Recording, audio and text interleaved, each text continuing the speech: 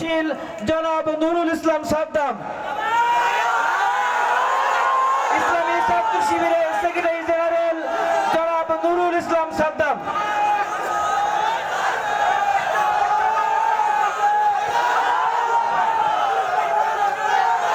আউযু বিল্লাহি মিনাশ শাইতানির রাজীম। বিসমিল্লাহির রহমানির রহিম। ইন্নাল হামদালিল্লাহ ওয়াস সালাতু ওয়াস সালামু আলা মান লা নাবিয়্যা বা'দা ওয়া আলা আলিহি ওয়া আসহাবিহি আজমাইন। রব্বি ইশরাহ লি সাদরি ওয়া ইয়াসসির লি আমরি ওয়াহলুল উকদাতাম মিন লিসানি ইয়াফকাহু কওলি। মানবতার মুক্তির আন্দোলন, গণমানুষের সংগঠন বাংলাদেশ জামাত ইসলামী কয়রা উপজেলার উদ্যোগে আয়োজিত আজকের এই ঐতিহাসিক ছাত্র যুব সমাবেশে প্রধান অতিথি হিসেবে উপস্থিত রয়েছেন বাংলাদেশ জামাত ইসলামীর সম্মানিত সেক্রেটারি জেনারেল, আমাদের শ্রদ্ধেয় দায়িত্বশীল বিশ্ব নন্দিত জননেতা অধ্যাপক মিয়া গোলাম পরোয়ার।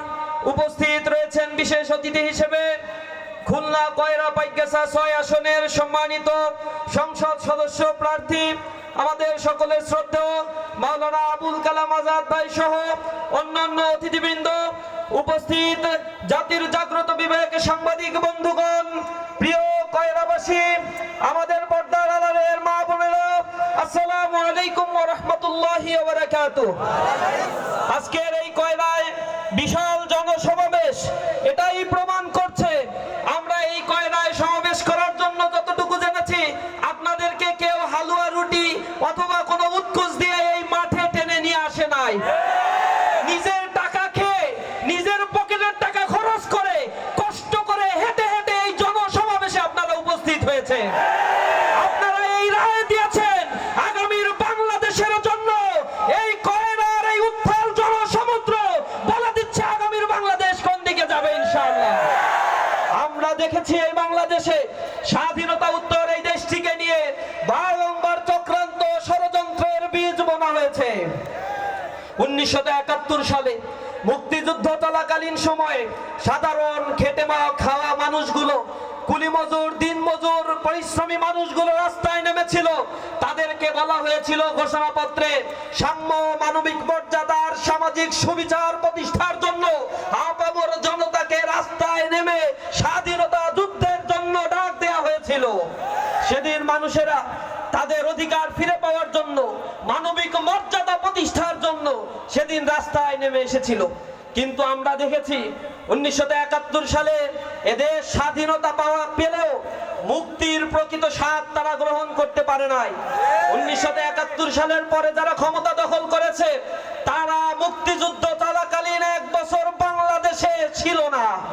বাংলাদেশে পরবর্তীতে এসে এখানে মানুষের রক্তের সাথে তারা চিনি মেনে খেলে 1972 সালে তারা যে সরকার গঠন করেছিল সেখানে জনগণের সেই ম্যান্ডেটকে না নিয়ে তারা একটা সংবিধান রচনা করেছিল যেখানে সাম্য, মানবিক মর্যাদা, সামাজিক সুবিচারকে ভুলুণ্ঠিত করে এখানে তারা বাকশালী একটা সিস্টেম কায়েম করার জন্য ধর্ম নিরপেক্ষতাকে স্টাবলিশ করেছিল তারা। তার ফলশ্রুতিতে বাংলাদেশ দেখেছে এই বাংলাদেশে 1974 সালে তাদের লুটপাটের কারণে এক দুর্ভোগ, এক দুর্ভিক্ষ তৈরি হয়েছিল। জনগণকে ঠেকানোর জন্য তারা বাকশাল কায়েম করেছিল। সেখানে সংবিধানের অধিকারগুলো থেকে মানুষকে বঞ্চিত করা হয়েছিল।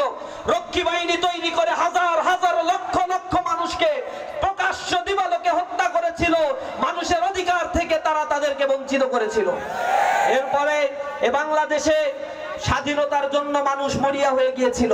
1975 সালের পরে পরপর 2 বার সেনা শাসন বাংলাদেশ দেখেছে। তাদের হাত থেকে মুক্তি পাওয়ার জন্য মুক্তিকামী মানুষেরা রাস্তায় নেমেছিল। স্বৈর শাসক এদের ক্ষমতা দখল করে রেখেছিল। তারা দীর্ঘ 10 বছর মানুষের অধিকারকে কেড়ে নিয়ে স্বৈরতন্ত্র এদেশে জাতীয় পার্টির নেতৃত্বে বাংলাদেশে কায়েম করেছিল। আমরা দেখেছি এই স্বৈরাচারের বিরুদ্ধে মানুষ দাঁড়িয়ে যখন আবার জীবন দিয়েছে, এরপরে আরেকটা দল ক্ষমতায় এসেছিল, কিন্তু মানুষের ম্যান্ডেট দিয়ে ক্ষমতায় আসার পরে আবারও সেই দুর্নীতি, চাঁদাবাজি, স্বজনপ্রীতি, হত্যা, গুম, খুনের রাজত্ব তারা তৈরি করেছিল। তাদের এই পুনর্বাসনের জন্য তৎকালীন সময়ে আওয়ামী লীগ, এই ফ্যাসিবাদ তাদের স্বৈরাচারী এক দোসরকে পেয়েছিল, জাতীয় পার্টিকে তারা পুনর্বাসন করেছিল। গলায় গলা মিলিয়ে বাংলাদেশে আবার মানুষের ম্যান্ডেটকে উলণ্ঠিত করার জন্য ইলেকশন ইঞ্জিনিয়ারিং করে তারা যখন ক্ষমতায় গিয়েছিল, দীর্ঘ 15-16 বছর মানুষকে এক দমন, নিপীড়ন, নিষ্পেষণের জাতাকলে পিষ্ট করেছে। জামাত ইসলামের কেন্দ্রীয় নেতৃবৃন্দকে তখন ফাঁসি দেওয়া হয়েছিল।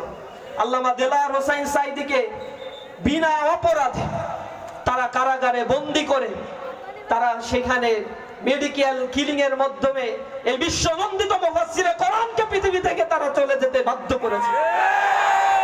আমাদের নেতা মাওলানা মতিউর রহমান নিজামী, আলী হাসান মোহাম্মদ মুজাহিদ, কামারুজ্জামান কাদের মোল্লা ভাই সহ জামাত ইসলামীর প্রথম সারির বুদ্ধিভিত্তিক আন্দোলনে যারা নেতৃত্ব দিয়েছিল, বাংলাদেশ থেকে তাদেরকে হত্যা করে তারা মনে করেছিল বাংলাদেশ থেকে চিরতরে জামাত ইসলামী আর ইসলামের নাম নিশানা তারা মুছে দিবে।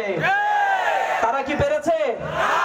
বাতিল ধ্বংস হওয়ার জন্য তাদের খোয়াগুলো শুধুমাত্র তারা খুপেছিল সেদিন। তারা জনরোষে পড়েছিল। বাইতুল মুকাররমের প্রধান ইমাম থেকে শুরু করে একটা ইউনিয়ন পর্যায়ের তাদের ইউনিয়নের চেয়ারম্যান পর্যন্ত পালিয়ে যেতে বাধ্য হয়েছে। এমন অপকর্ম, লুটতরাজ, সন্ত্রাস, চাঁদাবাজি, ধর্ষণ, ছিনতাই, লুটেরাজের কাজ তারা করেছিল। পুরো বাংলাদেশকে তারা মাচ্ছন্যায় পরিণত করে দিয়েছিল। জনগণ তাদের যথোপযুক্ত জবাব দিয়েছে। 5 আগস্টের পরে দীর্ঘ একটি সময় আমরা পার করেছি।